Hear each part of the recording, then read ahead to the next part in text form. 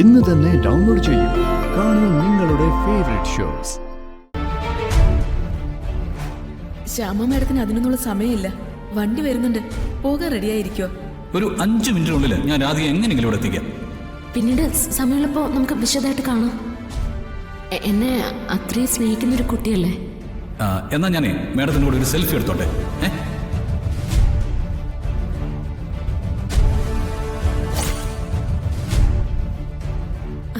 ഇത് കുറച്ച് തിരക്കിലാണ് കേട്ടോ.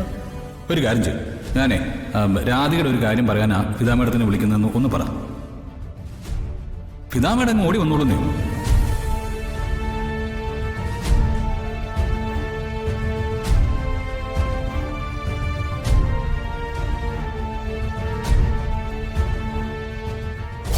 രണ്ടുപേരെയും ഒപ്പം നിർത്തി ഫോട്ടോ എടുക്കാനുള്ള ഒരു ഭാഗ്യം ഇല്ലാന്നല്ലേ ഉള്ളൂ.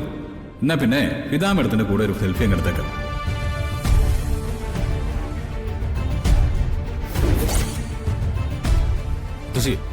മുമ്പൊരിക്കല് ഫിദ മേഡത്തിന്റെയും ശ്യാമ മേഡത്തിന്റെയും ഫോൺ നമ്പറുകൾ ഒന്നാണെന്ന് ഞാൻ കണ്ടുപിടിച്ചത്. അന്ന് മുതലേ എനിക്ക് ചെറിയ ചെറിയ സംശയങ്ങളൊക്കെ ഉണ്ടായിരുന്നു. എന്ത് സംശയം? നമ്മൾ ഇന്ന് വരെ മുഖം കാണാത്ത ഫിദ മേഡം തന്നെയാണോ ഗായിക ശ്യാമയെന്ന്? നീ എന്താടാ ഈ പറയുന്നേ? ശ്യാമയെപ്പോലൊരാള് വേഷം മാറി നടക്കുവോ? അങ്ങനെ വേഷം മാറി നടക്കേണ്ട കാര്യമുണ്ടെങ്കിലോ? ശ്യാമ മേഡത്തിന് രാധിയെ സ്നേഹിക്കുന്നതിന് തടസ്സങ്ങളുണ്ട്. പക്ഷേ മുഖമറിയാത്ത ഫിദ മേഡത്തിന് ആ തടസ്സമില്ല. മുത്തശ്ശിക്ക് എന്തെങ്കിലും മനസ്സിൽ തോന്നുന്നുണ്ടോ? ഏതാണ്ടൊക്കെ, എന്നാലും അങ്ങോട്ട് ക്ലിയർ ആവുന്നില്ല. മുത്തശ്ശി, എന്റെ സംശയം ഞാൻ പറയാം.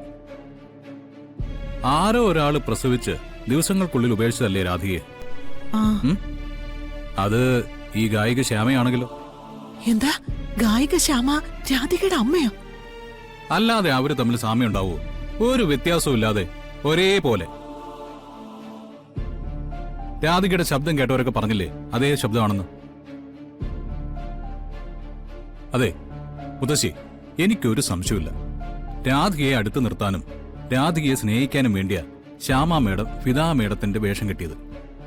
ആ മറവിലിരുന്ന് ഒരമ്മ മകളെ സ്നേഹിക്കുക, അമ്മയുടെ കടം വീട്ടിക്കൊണ്ടിരിക്കുക. എനിക്ക് ശ്യാമ മേഡത്തിന് മുമ്പിൽ രാധിക എത്തിക്കണം മുത്തശ്ശി. അവർ തമ്മിൽ പരസ്പരം കാണണം. അപ്പോ ശ്യാമ മേഡത്തിന്റെ റിയാക്ഷൻ എന്താണെന്നറിയാം. നീ പറഞ്ഞത് വച്ചൊക്കെ നോക്കുമ്പോ സത്യമാണോന്ന് എനിക്കും തോന്നുന്നുണ്ട്. പക്ഷെ രാധികയോട് ഈ കാര്യം പറയുന്നത് സൂക്ഷിച്ചു മതി. ഒരു ജന്മം മുഴുവൻ അന്വേഷിച്ച് അലയുന്നതാ അവള്. അവളുടെ അമ്മയെ കൊണ്ടുപോയി നിർത്തുന്നത് ഒരബദ്ധം ആവരുത്. ഇല്ല മുത്തശ്ശി, എല്ലാം ഓക്കെ ആണെന്ന് എനിക്ക് തോന്നുമ്പോ മാത്രമേ ആ രഹസ്യം ഞാൻ ഓപ്പൺ ചെയ്യൂ. എന്തായാലും ഇനി ഒരു ദിവസത്തേക്ക് എനിക്കത് മാറ്റിവെക്കാൻ പറ്റില്ല. എനിക്കിപ്പോ തന്നെ അയാളെ കൊണ്ടുപോയേ പറ്റൂ.